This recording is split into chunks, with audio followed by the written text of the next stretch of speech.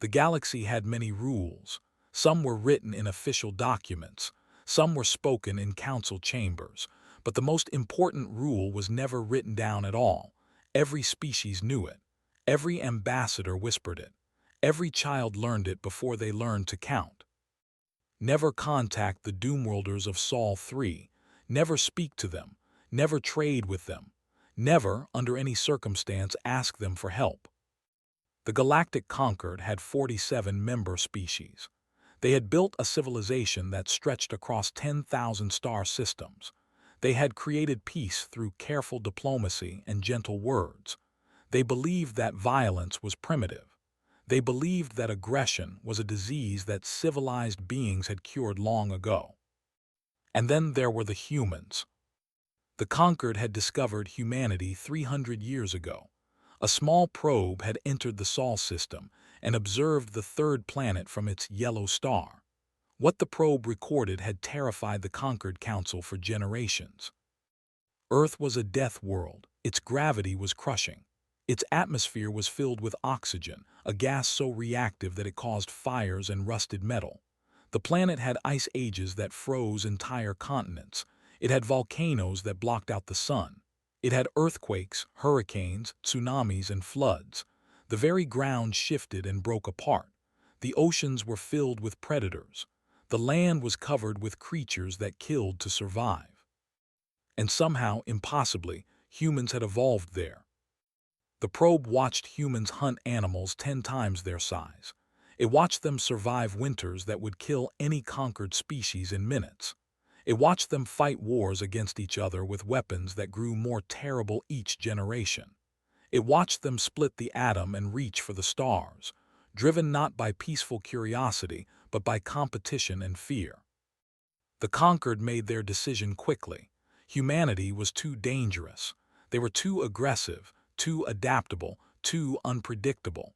A quarantine zone was established around the Sol system. Warning beacons were placed at every jump point. Any vessel that entered the quarantine zone would be destroyed. Humanity was contained. The galaxy was safe. Or so the Conquered believed. Ambassador Tova stood at the window of her office and watched her world burn. Velen Prime had been beautiful once. The cities had glowed with soft light. The forests had sung with the voices of 1,000,000 creatures. The oceans had sparkled under 3 gentle moons. Now the sky was dark with smoke. The cities were rubble. The forests were ash. And the oceans boiled where Krath ships had crashed into them. The Krath swarm had arrived without warning. They came from the void between galaxies, a species that existed only to consume. They had no culture, no art, no music. They had only hunger. Their ships were organic, grown from the bodies of the species they devoured. Their soldiers were endless, hatching from eggs by the billions. They moved from world to world, eating everything, leaving nothing behind but dead rock. 17 species had fallen to the Krath. 17 civilizations gone. Their names were remembered only in memorial halls. Velen Prime would be the 18th. Tova had sent distress signals to the Conquered for 11 days. She had begged. She had pleaded. She had offered everything her people had.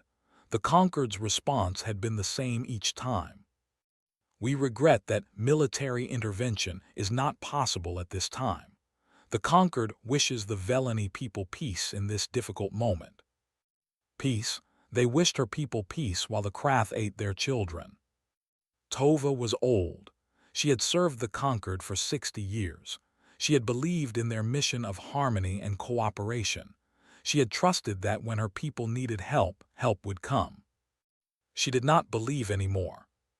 Her assistant, a young Veleni named Kira, entered the office. Her scales were pale with fear. Her eyes were wet with tears she was too proud to shed. "Ambassador," Kira said, "the Krath have breached the northern continent. The evacuation shelters are failing. We have maybe 2 days before they reach the capital." Tova closed her eyes. 2 days. 2 days until her species joined the list of the dead. "There is one more option," Tova said quietly. Kira froze. "Ambassador, no, the Conquered has forbidden it. They would strip you of your position. They would exile you. They might even execute you for treason. What does treason matter when we are all dead? Tova walked to her communication console. Her hands were shaking. What she was about to do went against everything she had been taught. It went against 300 years of galactic law. It went against the most sacred rule the Conquered had ever made. She was about to contact the Doomworlders. The message was simple. Tova did not know if humans would even understand her language. She did not know if they would care. She only knew that no one else was coming and her people were dying. This is Ambassador Tova of Velen Prime. We are under attack by the Krath swarm. The Galactic Conquered has abandoned us. We have 2 days before extinction. If anyone can hear this, please help us. Please. She sent the message toward the Sol system. Then she sat down and waited to die. 6 hours passed. Tova had fallen asleep in her chair, exhausted by days without rest. Kira shook her awake. Ambassador, Ambassador, wake up. There is a response. Tova opened her eyes. The Conquered changed their mind. No, Kira's voice was strange. Tova had never heard that tone before. It took her a moment to recognize it. Hoping. The response came from the Sol system. Tova felt her heart stop, both of them at the same time. She grabbed the console and pulled up the message. The voice that spoke was alien. It was harsh, rough, nothing like the soft tones of conquered species. But the words were clear. Someone had translated them into Velani. This is Fleet Admiral Kang T. Hyun of the United Earth Defense Corps. We received your distress signal. We heard you, coming. 4 words, we heard you, coming. Tova played the message again. And again. She could not believe it. The Doomworlders were coming. The monsters the Conquered had locked away for 3 centuries were coming to save her people. Ambassador, Kira whispered, what have you done? Tova did not answer.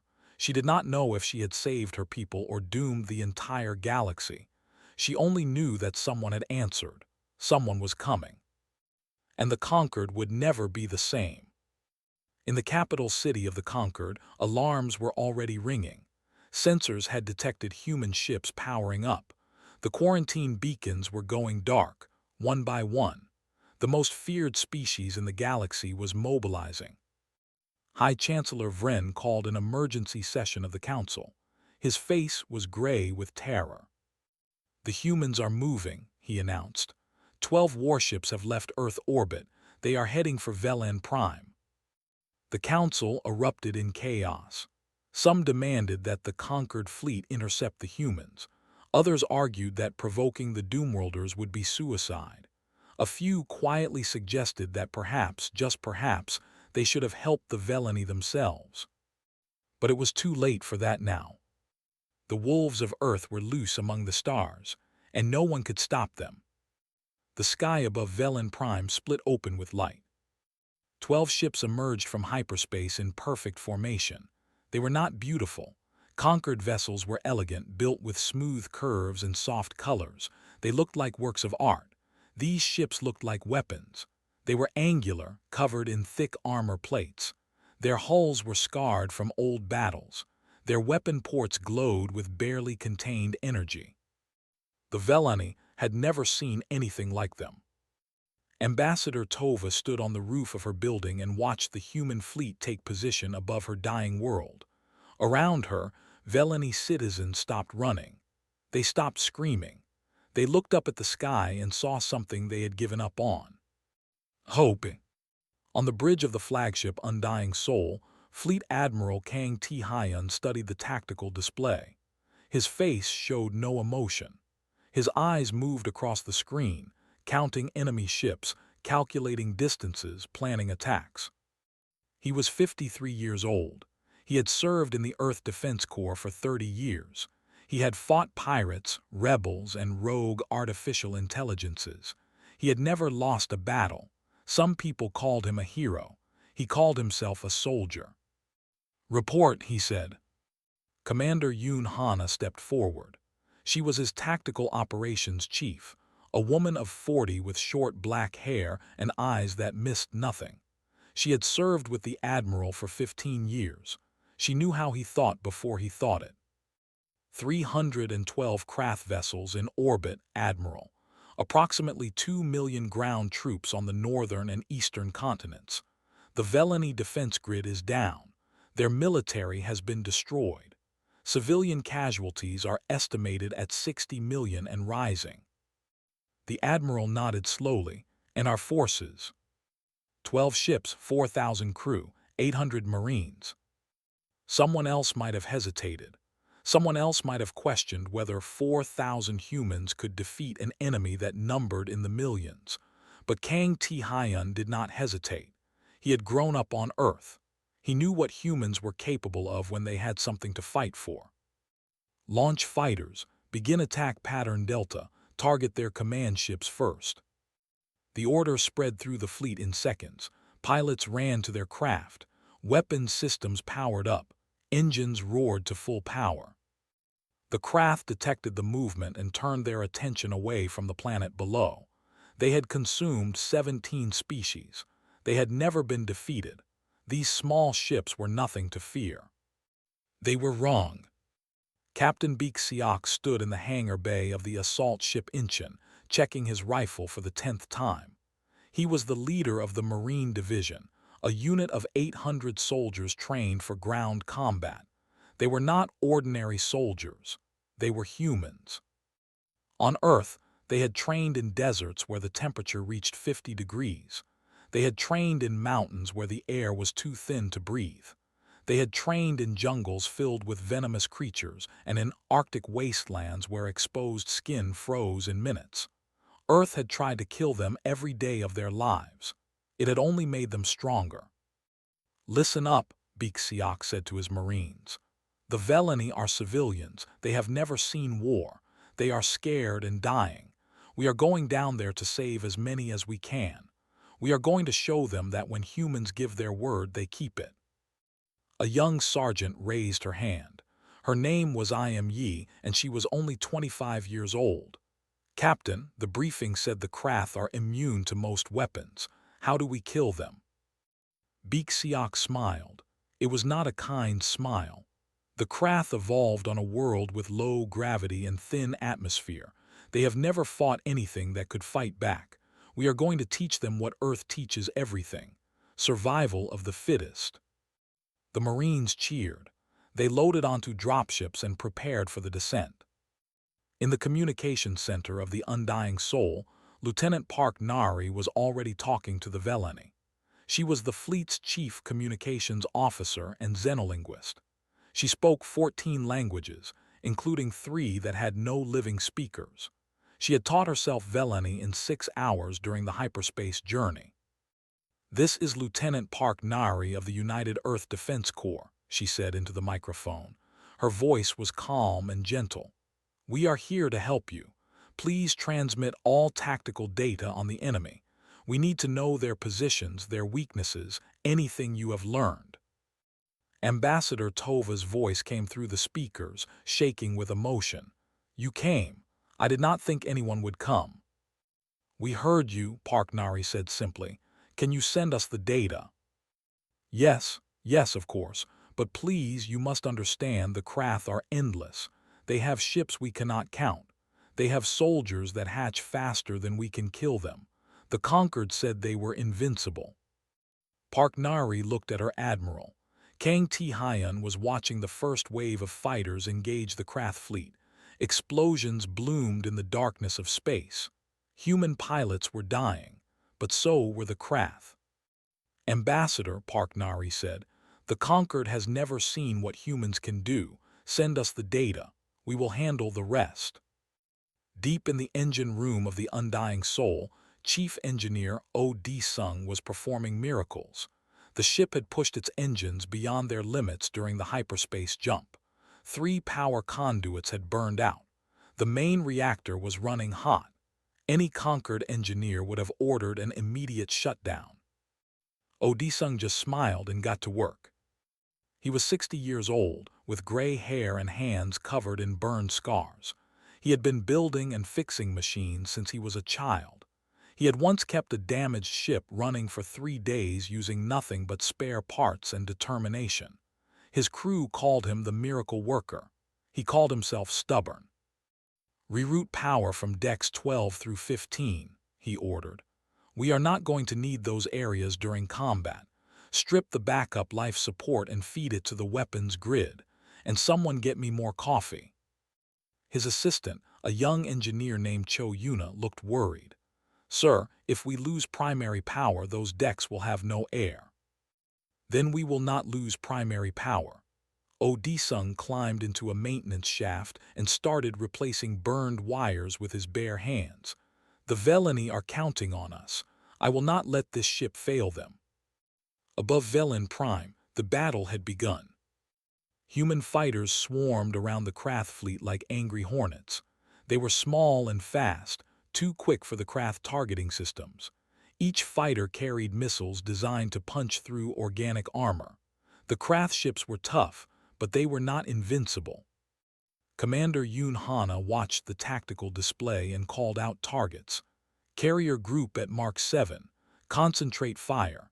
Take out their fighter bays before they can launch reinforcements." The human fleet moved as one. 12 ships against 300, but they fought with a coordination the Krath had never seen. Human captains anticipated each other's moves. Human gunners covered each other's blind spots. They had trained together for years. They trusted each other with their lives. The Krath queens watched from their command ship and felt something they had never felt before. Confusion. The prey was not running. The prey was attacking. The prey was killing their warriors by the thousands. This was not how prey behaved. This was not how any species behaved. "What are they?" the first queen asked. "They come from the quarantine zone," her advisor responded. "They are called humans. They are from a world the other species call a death planet." Death planet. Their world tries to kill them every day. They evolved to survive it. The first queen processed this information. She had consumed species from comfortable worlds, species that had never known hardship. Those species broke easily. But a species forged in constant struggle, a species that had fought its own planet and won. For the first time in 100 generations, a Krath queen felt fear. On the surface of Velen Prime, the first human dropships were landing. Captain Beek Siak was the first out, his rifle already firing. Krath soldiers turned toward him, their claws raised, their mouths open to reveal rows of teeth. Beek Siak did not slow down. He had fought worse on Earth. "Secure the landing zone," he shouted. "Evacuate the civilians. Show these bugs what happens when they mess with humanity." The Marines spread out, forming a defensive perimeter. Veleni civilians emerged from hiding, their eyes wide with terror and wonder. These strange beings, these humans, had come from across the galaxy to save them. They did not understand why. They only knew that they were grateful. Admiral Kang Ti-hyun watched the battle unfold from his bridge. The odds were terrible. His people were dying, but they were winning. "Good odds," he said quietly, and he meant it. The wolves of Earth had arrived, and they were hungry for victory. The Krath had never been afraid. In 10,000 years of consumption, they had never met a species that made them feel fear. They had devoured civilizations that built cities in the clouds. They had consumed empires that stretched across entire galaxies. They had eaten species that could bend light with their minds and species that lived for 1,000 years. All of them had broken. All of them had run. All of them had begged for mercy in the end. The humans did not run. Commander Yoon Hana stood at her tactical station, her eyes fixed on the holographic display. Blood ran down her forehead from a cut she had gotten when the bridge shook from a Krath weapon strike. She did not wipe it away. She did not have time. "Enemy formation is adapting," she reported. "They are trying to surround us. They want to cut off our retreat." Admiral Kang Ti-hyun studied the display. The Krath were learning. They were moving their ships to block the human fleet's escape route. It was a good strategy. It would have worked against any other species. "They think we are going to retreat," the admiral said. "Yes, sir." "They are wrong." He pressed the communication button on his chair. "All ships, this is the admiral. The enemy is trying to surround us. They expect us to run. They have clearly never met humans before. All ships advance to attack position. We are going through them." On the destroyer Buson's Fury, Captain Shin Mina heard the order and laughed. She was 38 years old, with a scar across her cheek from a pirate's blade. She had captained the Buson's Fury for 5 years. It was her home, her family, her life. "You heard the admiral," she said to her crew. "Full power to engines. Let us show these monsters what Buson sailors are made of." Her crew cheered. They knew they might die. They did not care. They were humans. Dying while running was not in their nature. The human fleet surged forward, directly into the heart of the Krath swarm. The Krath commanders could not believe what they were seeing. No prey species charged at predators. No sane being attacked when outnumbered 30-1. But humans were not entirely sane. Earth had taught them a different lesson. Earth had taught them that the only way out was through. Human fighters wove between massive Krath carriers, firing missiles and lasers. Krath point defense systems tried to track them, but humans flew patterns that no computer could predict. They flew with instinct, with creativity, with the wild brilliance of a species that had invented art and war at the same time. Lieutenant Park Nari worked at her station, her fingers dancing across the console. She was jamming Krath communications, filling their frequencies with noise and false signals. The Krath relied on chemical messages to coordinate. Without clear communication, their movements became confused. "Their coordination is breaking down," she reported. "They are starting to fire on each other." "Good work, Lieutenant," the admiral said. "Keep it up." On the surface of Velen Prime, Captain Beek-Siak and his Marines were fighting through hell. The Krath ground forces were endless. For every soldier the humans killed, 2 more hatched from eggs buried in the ground. The Krath were fast, with 6 legs that let them move across any terrain. They were strong, with claws that could tear through metal. They were resilient, surviving wounds that would kill most creatures. But they had never fought humans. Sergeant I.M. Yi led a squad through the ruins of a Veleni city. The buildings had collapsed, creating a maze of rubble and debris. Krath soldiers lurked in every shadow. A normal soldier would have moved slowly, carefully, afraid of ambush. I.M. Yi moved fast. She had grown up in a city on Earth, playing in abandoned buildings and dark alleys. She knew how to fight in close quarters. She knew how to read shadows. She knew that hesitation meant death. "Contact left," she shouted, and her squad opened fire without pausing. 3 Krath soldiers fell before they could attack. "Contact above," another burst of fire. 2 more Krath dropped from a collapsed roof. "Keep moving. The evacuation point is 2 blocks ahead." Behind them, Veleni civilians followed, clutching their children and their few remaining possessions. They watched the human soldiers with amazement. These beings were not like the conquered species they knew. The conquered species were careful and cautious. They valued their own lives above all else. The humans valued something else, something the Veleni did not have a word for. Chief Engineer O.D. Sung was fighting his own battle in the engine room of the Undying Soul. A Krath weapon had hit the ship's port side, tearing a hole in the outer hull. Atmosphere was venting into space. The reactor was overheating. Every alarm in engineering was screaming. O.D. Sung ignored the alarms. He grabbed a welding torch and climbed into the damaged section. His assistant, Cho Yuna, tried to stop him. "Sir, there is no atmosphere in there. You will die." "Then I will die fixing my ship." He pulled on an emergency breathing mask and crawled through the torn metal. "Keep the reactor stable. I will seal the breach." He worked in vacuum, his hands going numb from the cold of space. Metal fragments cut through his suit, drawing blood that froze instantly. Radiation warnings flashed in his helmet. He did not stop. The ship needed him. His crew needed him. The people of Velen needed him.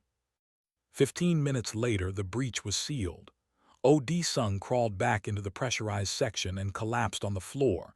His hands were burned. His lungs ached. His skin was covered in small cuts. "Sir, are you all right?" Cho Yuna asked. "I am alive," he said. "That means I am fine. Now get me a status report on the reactor." In space, the battle raged on. The Krath Queens watched from their command ship as human vessels tore through their fleet. The humans were taking damage. Their ships were burning, bleeding atmosphere, losing crew. But they did not retreat. They did not surrender.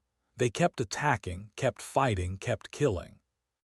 The first queen had seen species fight desperately before. She had seen species make last stands, clinging to life for a few more hours. But this was different. The humans were not fighting desperately. They were fighting with purpose. They were fighting like they intended to win. "They are insane," the second queen said. "No," the first queen replied. "They are something worse. They are determined." She studied the human tactics, trying to understand. The conquered species avoided pain. They avoided loss. They calculated risks and made rational decisions.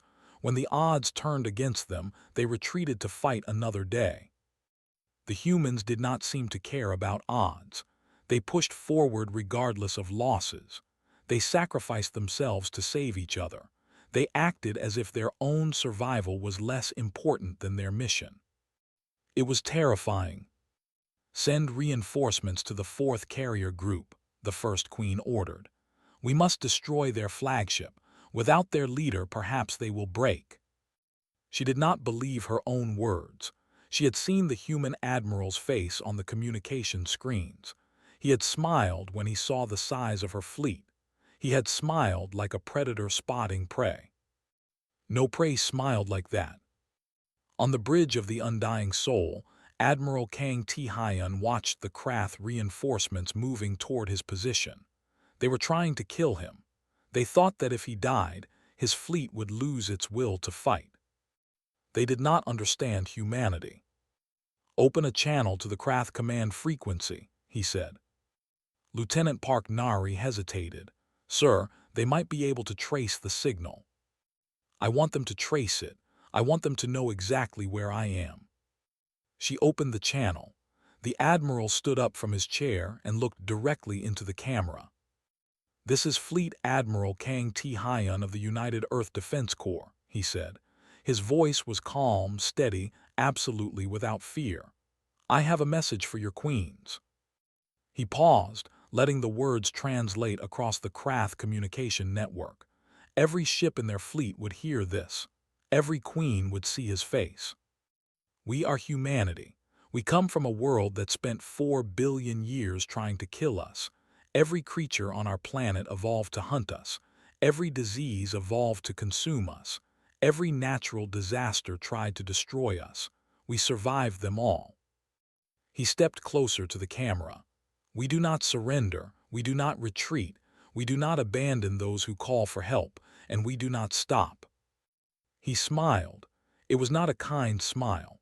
It was the smile of a species that had climbed to the top of a death world's food chain. "You wanted prey. You found predators. May your gods have mercy on you because we will not." He cut the transmission. The Krath Queens heard every word. For the first time in their existence, they understood what it meant to be hunted. The Doomworlders had arrived, and they were just getting started. The battle had lasted 19 hours. 19 hours of constant fighting. 19 hours of explosions and screams and death. 19 hours of humans refusing to break. Admiral Kang Ti-hyun had not slept. He had not eaten. He had barely moved from his command chair. His eyes were red from exhaustion, but they remained sharp.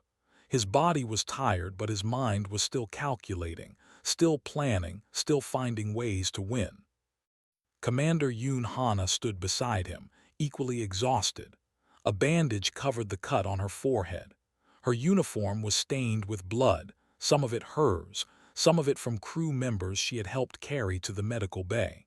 She had not stopped working for even a minute. "Status report," the admiral said. His voice was hoarse. "We have lost 3 destroyers," Yunhana reported. "The Daegu, the Sejong, and the Gwangju. Approximately 400 crew dead, another 200 wounded.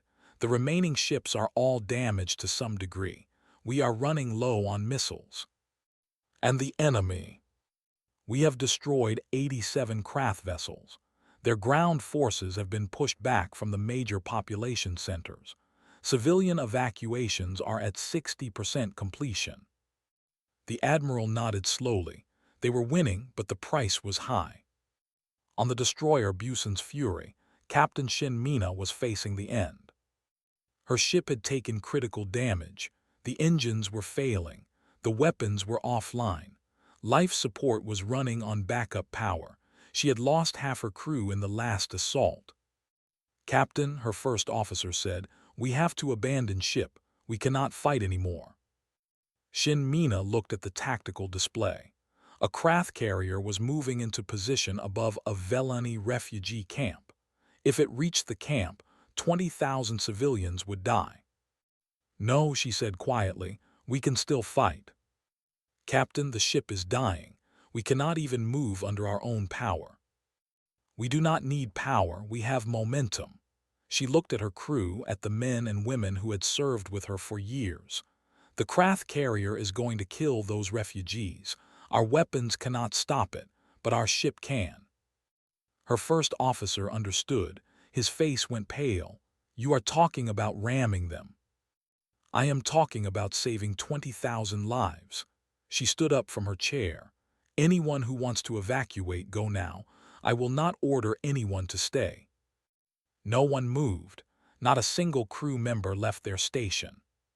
Her communications officer, a young man named Kim Tae-ho, spoke up. "Captain, permission to send a final message to the fleet." "Granted."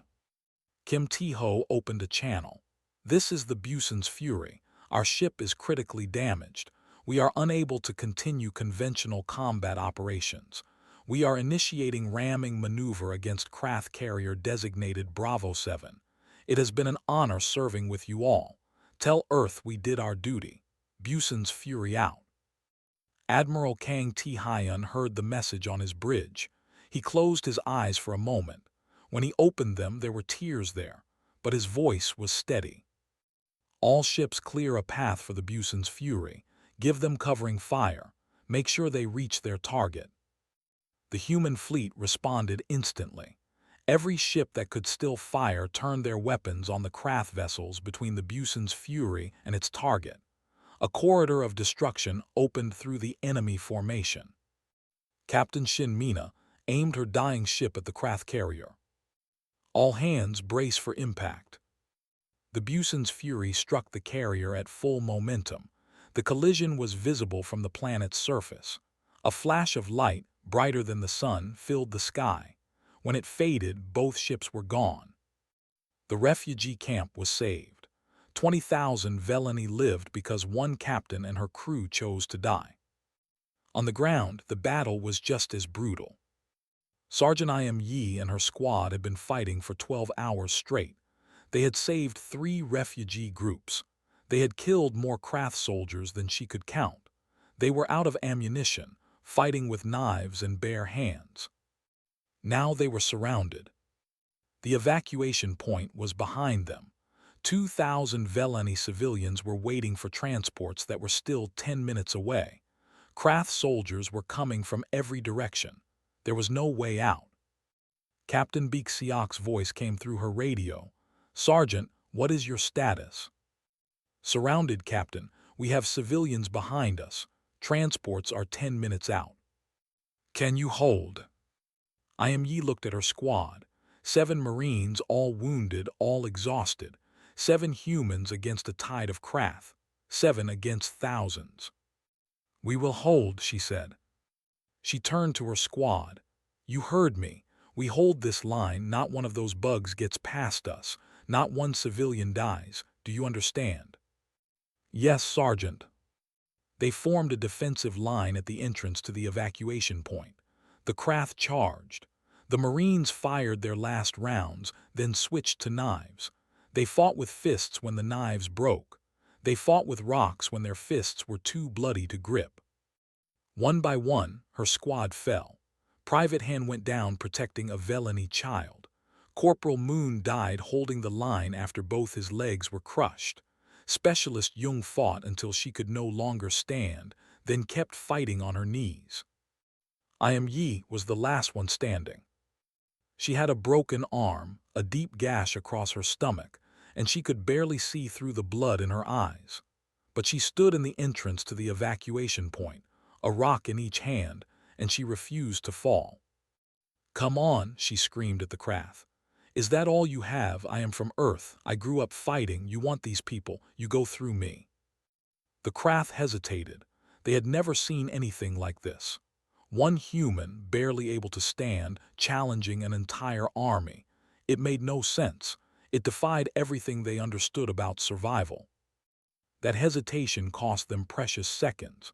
Seconds that allowed the transports to arrive. Seconds that allowed 2,000 Velani to escape. I Am Yi heard the transports lifting off behind her. She smiled through the blood and pain. "Got you," she whispered. She fell, the craft swarmed over her position. But the civilians were gone. The mission was complete. In orbit, Commander Yoon Hana detected the transport's launch. She also detected the loss of life signs at the evacuation point. "Admiral," she said quietly, "Sergeant I Am Yi's squad, they are gone." Admiral Kang Ti-hyun said nothing for a long moment. Then he stood and removed his cap. "All hands, moment of silence for the fallen. They died so others could live. We will remember them." The entire bridge went silent. Even the alarms seemed to dim. When the moment passed, the Admiral put his cap back on. "Now let us make their sacrifice worth it." Status of the remaining craft forces. The Conquered watched everything. Their observation ships were hidden at the edge of the system, recording every moment of the battle. High Chancellor Vren watched the footage with growing unease. He had told himself that humans were monsters. He had believed that they were violent brutes who would destroy everything they touched. He had justified 300 years of quarantine by telling himself that humanity was a threat to galactic peace. Now he watched humans die for strangers. He watched a captain ram her ship into an enemy carrier to save refugees. He watched a sergeant hold a line alone until her mission was complete. He watched medics treat Velani wounded before their own crew members. He watched Admiral Kang Ti-hyun weep for his fallen and then stand up to keep fighting. These were not monsters. These were not brutes. These were heroes. And the Conquered had abandoned the Velani to die, rather than ask them for help. Vren felt something he had not felt in a long time: shame. "Cancel the observation protocol," he said quietly. "It is time we stopped watching and started helping." His advisors stared at him in shock. "Sir, if we intervene, we will be violating our own neutrality. The other species will object." "Let them object." Vren stood up. "We left the Velani to die. Humans came from across the galaxy to save them. If we cannot be as brave as Doomworlders, we do not deserve to call ourselves civilized." He opened a communication channel to the Conquered fleet.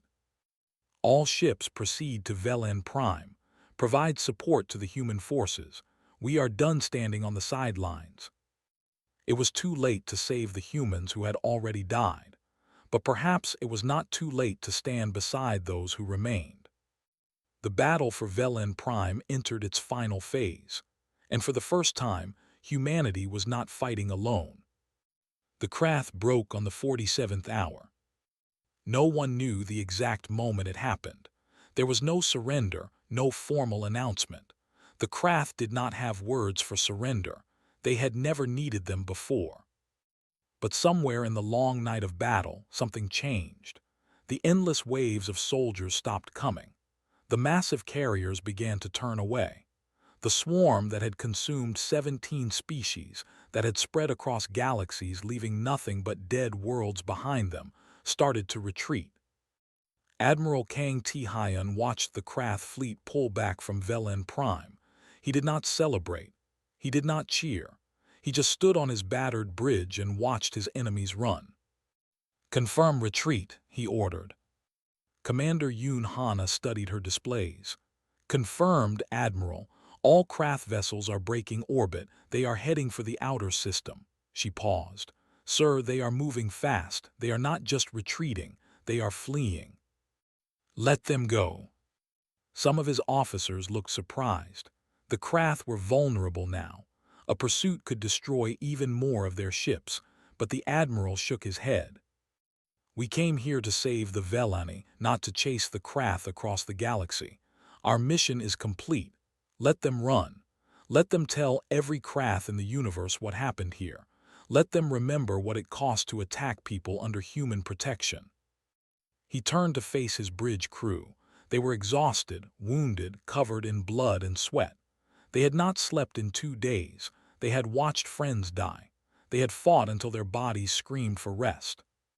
And they had won. "All ships stand down from combat status. Begin search and rescue operations. Find our people." The human fleet spread out across the battlefield. They searched through the wreckage for survivors. They pulled wounded crew members from damaged ships. They recovered the bodies of the fallen so they could be taken home. Chief Engineer O.D. Sung finally allowed himself to sit down. His hands were wrapped in bandages. His lungs still ached from the vacuum exposure. He had not left the engine room for 47 hours. His assistant, Cho Yuna, brought him a cup of coffee. He took it with shaking hands. "We did it, sir," she said. "Yes," he took a sip of the bitter liquid. "Yes, we did." On the surface of Velen Prime, Captain Beek-Seok walked through the ruins of a city. The fires were dying. The Krath soldiers were gone, either dead or fled. Veleni civilians were emerging from hiding places, blinking in the light of their suns. He found the evacuation point where Sergeant Im Yi had made her last stand. The ground was covered with Krath bodies. In the center of them, surrounded by the fallen enemies she had killed, lay the sergeant. Beek-Seok knelt beside her. He closed her eyes with gentle fingers. "You did good, soldier," he said quietly. "You held the line. 2,000 people are alive because of you." He picked up her identification tags and put them in his pocket. He would carry them back to Earth.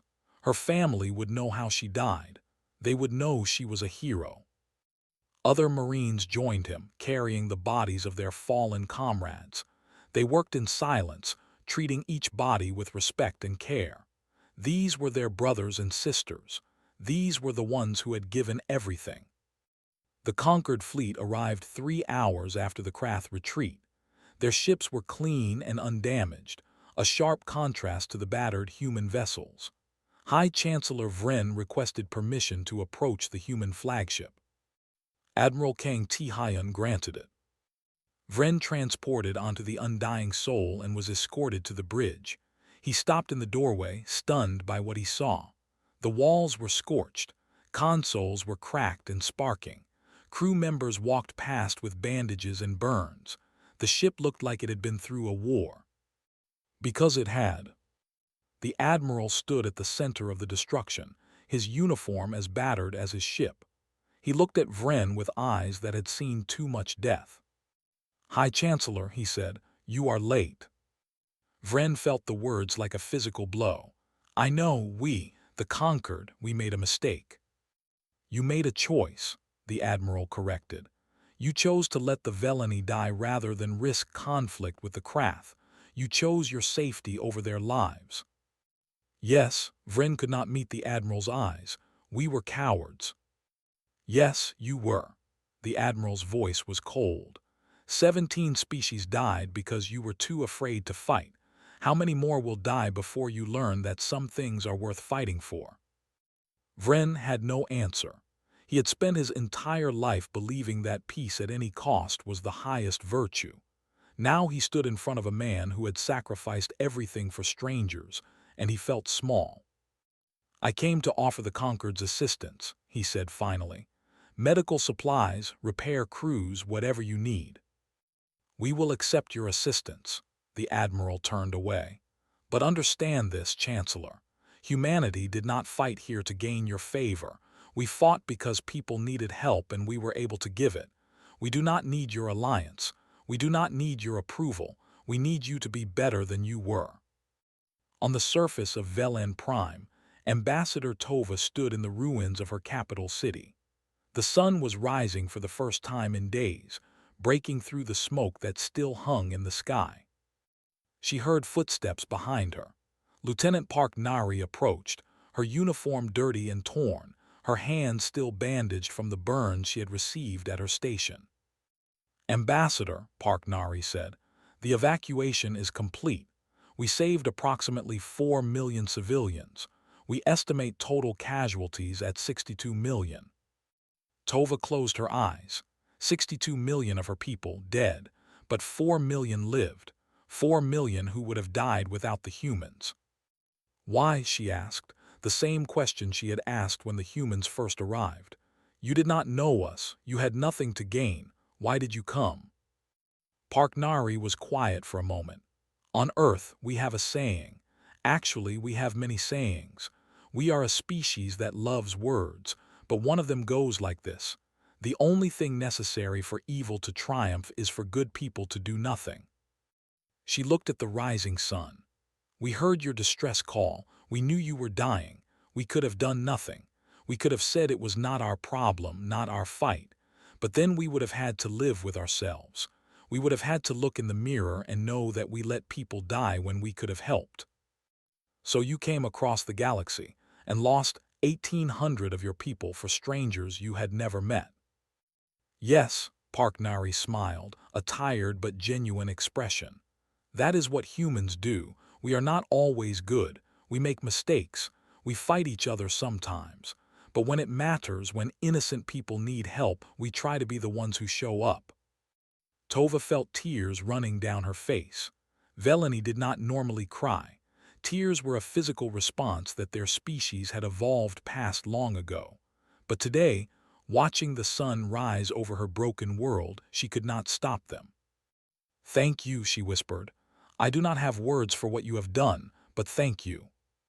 A week later, Admiral Kang Ti-Hyun stood on a stage in the rebuilt Veleni capital.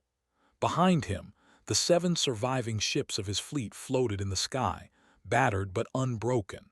In front of him, Veleni citizens had gathered by the millions to watch. The Veleni High Speaker approached him with a crystal pendant, the highest honor their species could bestow. Admiral Kang Ti-Hyun, she said, her voice broadcast across the planet, in the name of the Veleni people, we offer you our eternal gratitude. You came when no one else would. You fought when everyone else ran. You gave us our future. She placed the pendant around his neck. From this day forward, humans are not just allies of the Veleni. You are family. The Admiral accepted the honor with a simple bow. Then he turned to face the crowd. I accept this on behalf of every human who served in this battle. On behalf of Captain Shin Mina, who gave her ship and her life to save your refugees. On behalf of Sergeant I.M. Yi, who held the line alone so your children could escape. On behalf of 1,847 human men and women who died defending a world that was not their own. He paused, letting the names sink in. They did not die for glory or reward. They died because they believed that no call for help should go unanswered. They died proving that humanity is exactly what the galaxy needs us to be. He looked up at the sky, at the stars that waited beyond. The Conquered kept us quarantined for 300 years. They called us monsters. They called us too dangerous for the galaxy. Maybe they were right. We are dangerous, but not to the innocent, not to the helpless, not to anyone who asks for our help. He smiled, the same fierce smile he had worn throughout the battle. We are humanity. We come from a world that tried to kill us every day. We learned to survive. We learned to fight. And we learned that the only thing more important than survival is what we survive for. He raised his fist to the sky. We survived for this, to protect, to defend, to answer the calls that no one else will answer. That is what Doomworlders are for. The crowd erupted in cheers. The Veleni had learned something that day. The galaxy had learned something. Humans were exactly as dangerous as everyone feared, and exactly as noble as no one had expected. The quarantine around Sol 3 was officially lifted that afternoon. The Galactic Concord voted unanimously to offer humanity full membership. Other species began requesting alliances, trade agreements, and protection pacts. But Admiral Kang Ti-Hyun was not there to see it. He was already on his ship, heading back to Earth, carrying the names of the fallen. He had a promise to keep. Every family would know how their loved ones died. Every sacrifice would be remembered. That was what humanity did. They remembered, they honored, and when the next call for help came, they would answer it again. Because that was what Doomworlders were for.